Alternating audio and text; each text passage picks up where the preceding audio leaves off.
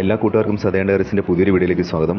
അപ്പോൾ ഇന്നത്തെ വീഡിയോ എന്ന് പറയുന്നത് കേരള പുരാവസ്തു വകുപ്പിന് കീഴിലുള്ള തൃപ്പൂണിത്തുറയിലെ പുരാവസ്തു മ്യൂസിയമായിട്ടുള്ള ഹിൽ പാലസ് കാണാൻ പോവുകയാണ്.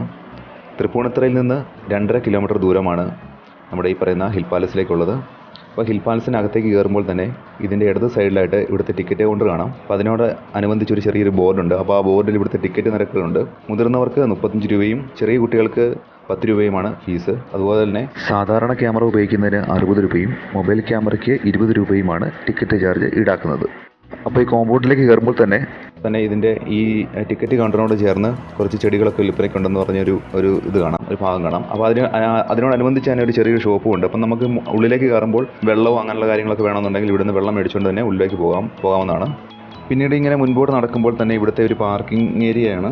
വളരെ വിശാലമായിട്ടുള്ളൊരു പാർക്കിംഗ് ഏരിയയാണ്. പിന്നെ ഇട ദിവസം ആയതുകൊണ്ട് ഒരുപാട് തിരക്കൊന്നുമില്ല.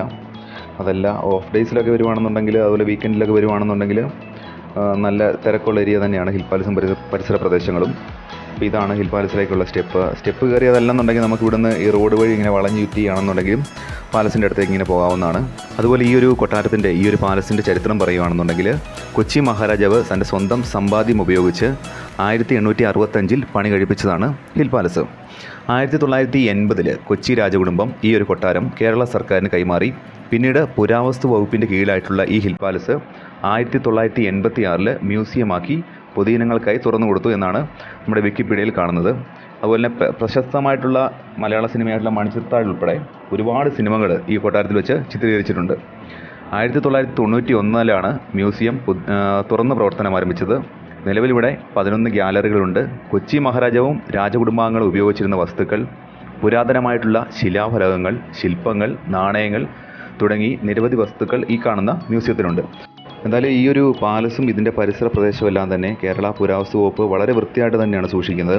കാലാനുസൃതമായിട്ട് അറ്റകുറ്റപ്പണികളും അതുപോലെ പെയിൻറ്റിങ്ങും ഒക്കെ ഇതിന് നടത്തുന്നുണ്ട്. അതുകൊണ്ട് തന്നെയും ടൂറിസ്റ്റുകളായിട്ട് വരുന്ന ആൾക്കാർക്കെല്ലാം തന്നെയും വളരെ കംഫർട്ടായിട്ട് തന്നെ ഇവിടെ ആസ്വദിക്കാനും അതുപോലെ തന്നെ എക്സ്പ്ലോർ ചെയ്യാനും സാധിക്കുന്നുണ്ട്. അപ്പം ഞാൻ എന്തായാലും കൊട്ടാരത്തിനകത്തേക്ക്, അതായത് പാലസിനകത്തേക്ക് വീഡിയോ ഒന്നും ഷൂട്ട് ചെയ്യുന്നില്ല. കാരണം അതിനുള്ള പെർമിഷൻ എടുത്തിട്ടില്ല.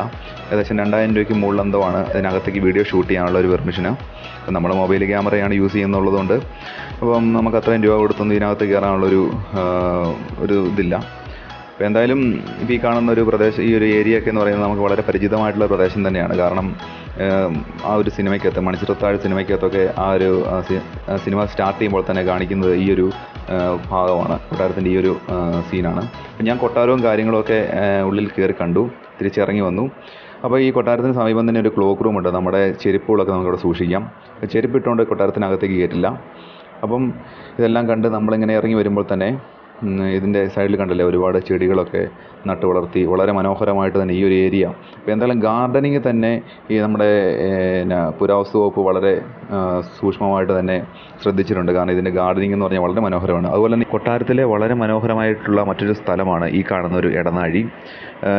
ഇവിടെ നമ്മുടെ കൊട്ടാരമൊക്കെ കണ്ടു കഴിഞ്ഞ് വരുന്ന സന്ദർശകർ ഒരുപാട് നേരം ചിലവഴിക്കുന്നത് ഈ ഒരു ഏരിയയിലാണ്. കാരണം കൊട്ടാരവും പരിസര പ്രദേശങ്ങളൊക്കെ ഏകദേശം 54 ഏക്കറോളം ഏരിയ ഉണ്ട്.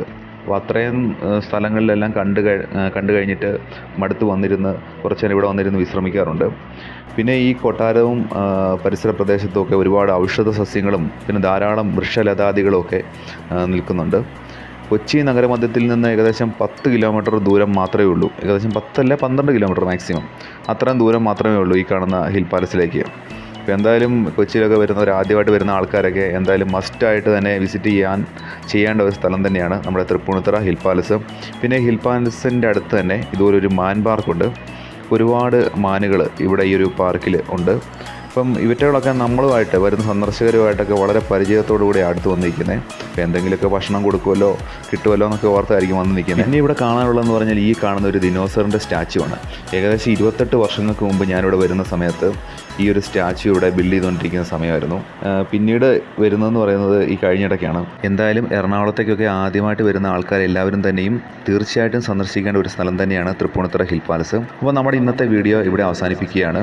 അപ്പോൾ ഈ വീഡിയോ എല്ലാവർക്കും ഇഷ്ടപ്പെട്ടിട്ടുണ്ടെങ്കിൽ എല്ലാവരും ഒന്ന് ലൈക്ക് ചെയ്യുക, കമൻറ്റ് ചെയ്യുക. ചാനൽ ഇഷ്ടപ്പെട്ടിട്ടുണ്ടെങ്കിൽ എല്ലാവരും ഒന്ന് സബ്സ്ക്രൈബ് ചെയ്യുക.